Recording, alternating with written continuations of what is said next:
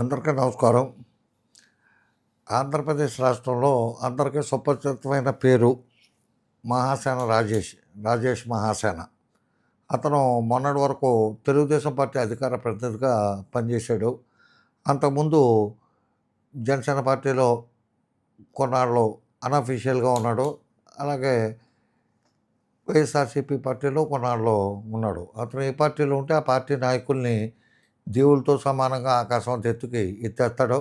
అదేవిధంగా అతను పార్టీ మారిపోయినప్పుడు అప్పుడు దాకా ఉన్న పార్టీకి సంబంధించిన నాయకులందరినీ పచ్చి బూతులు తిడతాడు. ఆ విధంగా అతను జనసేనకు సంబంధించిన పవన్ కళ్యాణ్ గారిని, హిందూ దేవతల్ని, దేవుళ్ళని, జనసేన కార్యకర్తల్ని, జనసేన నాయకుల్ని అదేవిధంగా బూతులు తిట్టాడు. అట్లాగే జగన్మోహన్ రెడ్డి గారిని, వైఎస్ఆర్సీపీ పార్టీలో ఉన్న ఇతర నాయకుల్ని కూడా చాలా దారుణంగా బూతులు తిట్టి తెలుగుదేశం పార్టీలో ఉన్నాడు ప్రస్తుతం. తెలుగుదేశం పార్టీలో ఉండి జగన్మోహన్ రెడ్డి గారిని జగన్ రెడ్డి అని అదని ఇదని అతని నోటికి ఎంత వస్తే అంత అతని స్థాయికి చాలా రెట్లు ఎక్కువగా ఊహించుకోవటం వల్ల వచ్చిన ప్రమాదం ఇది. అతని స్థాయికి తగ్గ విధంగా కాకుండా ఇప్పుడు కూడా స్థాయిని మించి చాలా బడాయిగా మాట్లాడుతూ ఉంటాడు అతను. అతను అంత కుసంస్కారంగా, అసభ్యంగా, అనైతికంగా, దారుణంగా మాట్లాడే వ్యక్తిని ఎప్పుడూ మనం చూడలేదు. అటువంటి వ్యక్తిని తెలుగుదేశం పార్టీ అధికార ప్రతినిధిగా పెట్టుకుంది కొన్నాళ్ళు. ఈ సందర్భంగా అతను ఎలక్షన్ ముందు కూటమిలో ఉంటూ కూటమి పార్టీకి నాయకత్వం వహించిన తెలుగుదేశం పార్టీ అధికార ప్రతినిధి అయి ఉండి కూటమిలో బలమైన నాయకత్వం వహించిన పవన్ కళ్యాణ్ గారిని, ఆయన పార్టీకి సంబంధించిన పోటీ చేస్తున్న మిగతా వాళ్ళందరినీ కూడా ఓడించమని చెప్పి ఇతర స్టేట్మెంట్లు ఇచ్చినా తెలుగుదేశం పార్టీ చూసి చూడనట్టు వదిలేసింది ఇప్పుడు వరకు. ఇప్పుడు కొత్తగా ఇచ్చిన కమిటీలో అతనికి స్థానం లేకుండా పోయింది. ఏమో భవిష్యత్తులో ఇంకా పెద్ద పదవి ఇస్తానికి ఇప్పుడు స్థానం ఇవ్వలేదేమో. ఏమైనా సరే ఇప్పుడు విషయం ఏంటంటే అతను స్వగ్రామంలో ఒక ఇల్లు కట్టుకుంటున్నాడంట. చాలామంది ఇల్లు కట్టుకుంటారు రాజకీయాల్లో ఉన్నవాళ్ళు. అత్యంత విలాసవంతమైన డిజైన్, విస్తారమైన ప్రాంగణం మరియు చాలా పెద్ద భవనం కడుతున్నాడు. విస్తారమైన ప్రాంగణం ఇవన్నీ అని చెప్పి సోషల్ మీడియా అంతా కోడేకొస్తుంది. ప్రతి యూట్యూబ్ ఛానళ్ళు అట్లాగే అతనికి వ్యతిరేకంగా జన సైనికులు కానీ లేకపోతే వైఎస్ఆర్సీపీకి సంబంధించిన యూట్యూబర్స్ కానీ వాళ్ళ పార్టీ సోషల్ మీడియా వర్కర్స్ కానీ కామన్ పీపుల్ కూడా పోస్టులు పెడతారు ఇంత డబ్బు ఎక్కడి నుంచి వచ్చిందని చెప్పి. అదేవిధంగా అతను వాడే క్వార్లకు సంబంధించి డబ్బు ఎక్కడి నుంచి వచ్చిందని చెప్పి అడుగుతున్నారు. ఈ సందర్భంగా ఇతను ఏదో కౌంటర్లో ఇస్తూ ఉంటాడు. నాకు అంత డబ్బు ఉంది, ఇంత డబ్బు ఉంది, నేను పుట్టుకతోనే గోల్డెన్ స్పూన్తో పుట్టాను, నేను ఎవరిని అడిగినా ₹1,00,00,000 తక్కువ ఇవ్వడం అనే విధంగా ఏదో చెప్పుకుంటూ వస్తాడు. కానీ ఇప్పటి నుంచో కూడా ఇతను పార్టీల పేరు చెప్పి లేకపోతే అతను ఛానల్ బతుకుతం కోసం లేకపోతే ఇక్కడ దళితులందరికీ నాయకత్వం వహించి వాళ్ళందరి మంచిట్లు చూడటం కోసం అని చెప్పి విదేశాల నుంచి దేశ విదేశాల నుంచి చాలా ఫండ్ అయితే కలెక్ట్ చేశాడట. అది చాలామంది ఇతని అభిమానులే సోషల్ మీడియాలోనే చెప్తూ ఉంటారు. ఇప్పుడు ఇతని ఇల్లు కోసం ఇంత ట్రోలింగ్ ఎందుకు జరుగుతుందని చెప్పి ఒకసారి ఆలోచిస్తే చాలామంది ఎస్సీ ఎమ్మెల్యేలు ఉన్నారు, ఎస్టీ ఎమ్మెల్యేలు ఉన్నారు. అంటే నేను మాట్లాడేది లంచగొండల గురించి. చాలామంది మిగతా ఓసీ ఎమ్మెల్యేలు, బీసీ ఎమ్మెల్యేలు చాలామంది దోపిడీదారులు ఉన్నారు. వీళ్ళంతా కూడా రౌడీయిజం, గూండాయిజం, హత్యలు, అనైతిక కార్యకలాపాలు లేదా అక్రమ సంబంధాలు ఇటువంటి వాటిలో ఇంటి గంజాయి కానీ డ్రగ్స్ కానీ ఎన్నిటికీ అలవాటు పడిపోయిన వ్యక్తులు చాలామంది ఉన్నారు.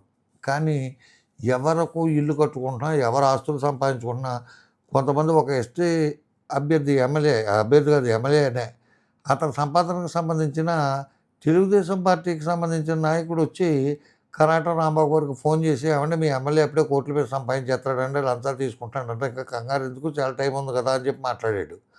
అదేవిధంగా తాడేపల్లిగూడెంకి సంబంధించిన జనసేన ఎమ్మెల్యే గారు నేను స్వయంగా వర్క్ అలాట్ చేసినప్పుడు వాళ్ళ దగ్గర నేను కమిషన్ తీసుకుంటాను, వాటితోనే డెవలప్ చేయగలుగుతున్నాను, ప్రభుత్వం డబ్బు ఇవ్వట్లేదని చెప్పాడు.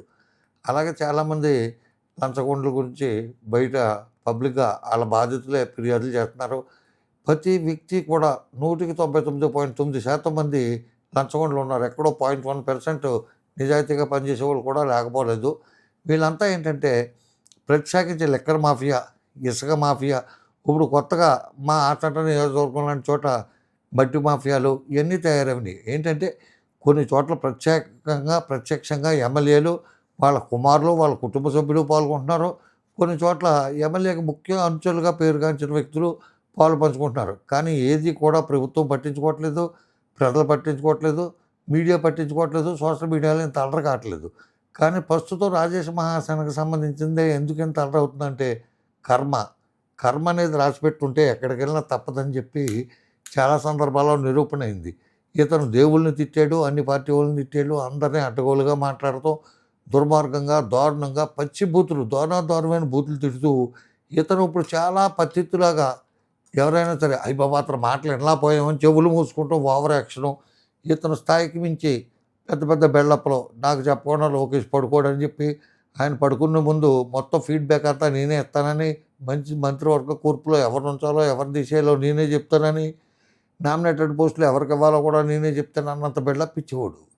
దాని ద్వారా ఇతనితో ఎందుకులే వైరం ఎందుకులే ఏమన్నా ఒక మాట సాయం చేస్తాడు ఎప్పుడైనా కూడా ఉంటున్నాడు కదా లోకేష్ గారికి నేను చెప్తే అంతంత కదా అనే ఉద్దేశంతో కొంతమంది ప్రజాప్రతినిధులు, నాయకులు సహాయం చేసి ఉండొచ్చు.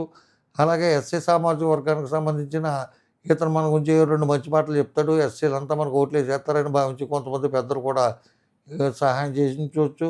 అలాగే ఇతన్ని ఎప్పటినుంచో పెంచి పోషిస్తున్న కొంతమంది పోషకులు ఉన్నారు. మహారాజు పోషకులు వాళ్ళేమైనా సహాయం చేసి ఉండొచ్చు. లేకపోతే ఇతను కొంచెం కార్పొరేట్ లాబియింగ్ గానీ, బ్రోకరేజ్ గానీ, సెటిల్మెంట్లు గానీ, ల్యాండ్ సెటిల్మెంట్లు గానీ, పోలీస్ స్టేషన్‌లో కేసుల సెటిల్మెంట్ గానీ, అటువంటిట్ల ద్వారా సంపాదించుకోవచ్చు. అయన్నీ ద్వారా ఆ ఎమ్మెల్యేలు, ఎంపీలు కట్టుకుంటే లేనిదే ఆడెవడో క్వశ్చన్ చేయట్లేదు కదా అని చెప్పి ఇతను కూడా అలరైపోయి అప్పుడే మొదలెట్టేసాడు. కొంచెం దూరంగా ఎక్కడో ఏ బినామీ పేరు మీదో కట్టుకుంటే పర్లేదు. డైరెక్ట్‌గా నన్నెవడేం చేస్తాడని చెప్పి ఇతను మొదలెట్టాడు. ఈ స్థాయిలో ఇప్పుడే ఇంతలా మొదలుపెట్టేసాడు. భవిష్యత్తులో ఇంకా ప్రమాదం. తప్పించాలని చెప్పి ఆస్కారం వచ్చిందని చెప్పి తప్పించేశారేమో పార్టీ వాళ్ళు తెలీదు గానీ, ఇతను ఇప్పుడు నిజాయితీ పరుడై ఉండి, సక్రమమైన రాజకీయాలు చేస్తున్న వ్యక్తి అయితే, ఒక దళిత బిడ్డగా ఇతనికి అందరూ సపోర్ట్ చేద్దురు. ఇతనికి ఇంత ట్రోలింగ్ ఉండబోను. ఇతని మీద వివక్ష చూపుతున్నారని చెప్పి ప్రతివాడు కూడా కొద్దో గొప్పో సానుభూతి చూపించేవారు. ఇప్పుడు ఎవరు సానుభూతి చూపించడం కాదు. ప్రతివాడు ఆశ్చర్యపోతున్నాడు ఆ ఇంద్రభవనాన్ని చూసి. కాబట్టి మహాసేన రాజేష్‌కే కాదు, ఏ పొలిటీషియన్‌కైనా బతుకు తక్కువ, బడా ఎక్కువ అసలు ఎయకూడదు ఎవడో కూడాని. వాడి స్థాయిని మర్చిపోయి, ఆకాశం అంత ఎత్తుగా ఎదిగిపోయాం కదా అన్న విధంగా బిల్డప్‌లిచ్చి, ప్రతి ఒడిని తిట్టుతాం, నోటికొచ్చినట్టు మాట్లాడతాం. అటువంటప్పుడు ఏంటంటే తెలివైన పొలిటీషియన్ ఏం చేస్తాడంటే కొంత సహనం వహిస్తాడు. ఎలక్షన్‌లు అయిన వెంటనే ఇతన్ని తీసేస్తే ఎలక్షన్ వరకు నన్ను ఉపయోగించుకున్నారు. ఈ ఎస్సీలు ప్రత్యేకించి మాలనంతా నన్ను చూసే ఓట్లేసారని చెప్పి పెద్ద బిల్డప్ ఇద్దుడు. అందుకని సమయం సందర్భం వచ్చింది కాబట్టి చూశారు. ఒక దెబ్బ కొట్టారు. దాన్ని ఇతను రేపటి నుంచి ఇది పెద్ద వివక్ష కింద, ఇది కూడా దళిత జాతి మీద జరుగుతున్న వివక్ష కింద ట్రోలింగ్ చేస్తున్నారు నన్ను అని తీసుకొస్తాడు.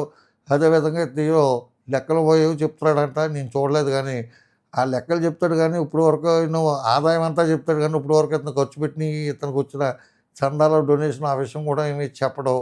కాబట్టి ఎక్కడైనా సక్రమంగా ఉంటే భవిష్యత్తులో ఏదో చిన్నదో, పెద్దదో పార్టీలో ఏదో ఒక స్థానం ఇస్తారు.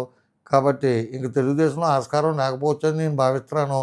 ఎందుకంటే నువ్వు జనసేన అధినేతని, జనసేన పార్టీని, జనసేన కార్యకర్తలని, జన సైనికుల్ని నువ్వన్నన్ని మాటలు ఆడు అన్నం తినే వ్యక్తి అయితే ఏ జన సైనికుడు గానీ, ఏ వీరమహిళలు గానీ, ఏ జనసేన నాయకులు గానీ, పవన్ కళ్యాణ్ గానీ మర్చిపోరు.